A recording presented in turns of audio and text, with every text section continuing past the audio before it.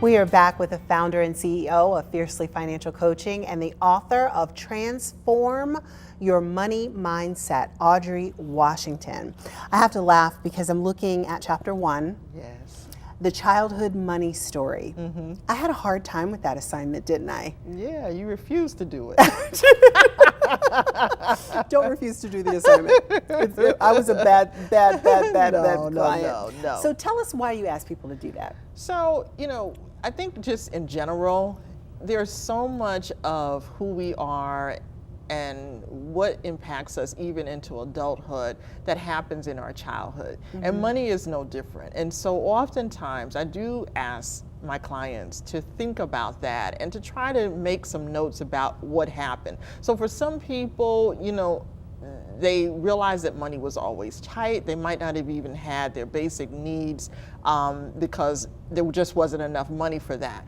Or other people could have seen, even though basic needs weren't being met, but parents might not have been as responsible to those things and still, got a lot of things that they wanted versus handling the stuff, that they needed. And so all of it, it's not to, sometimes it certainly can be very personal. It can be often, yes, and often emotional. And it's not to point fingers at your parents or other relatives that might have been involved with your growing up, because people did the best that they knew how. But it is a starting point to help you to understand why you do the things that you do with your money today. That's interesting. Very, very interesting.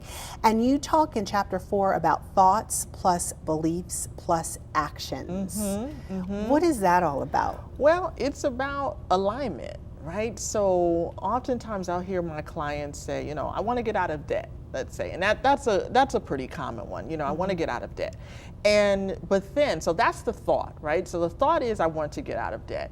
But then the belief is I have so much debt that it's going to be impossible, right? And then the action is I'm just not going to try because I believe it's impossible. Or I'm overwhelmed with the thought, right? Right. And so because those things are not lining up, then you're not going to be able to move forward.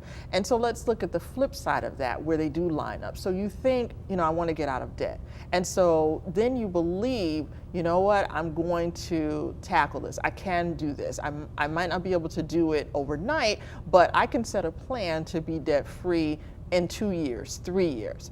And then the action that you take, you put yourself on a budget, you determine, how much, you write out all of your debts and the amounts, and you say, okay, this is the plan that I have to pay everything off. Do you see the alignment and the difference? I do. Yes. I do.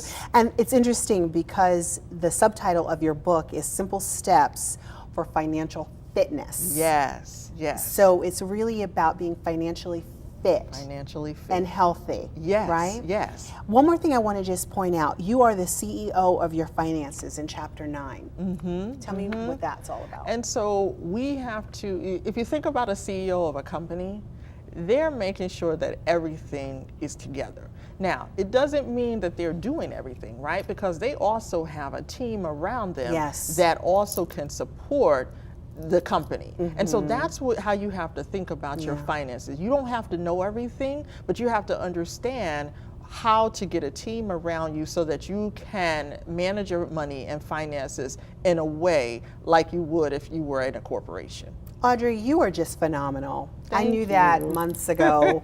And now that you're on television, I can honestly say you are the diva of financial fitness. Well, I thank you. And I have just a small gift for you. Oh my goodness, thank you so much.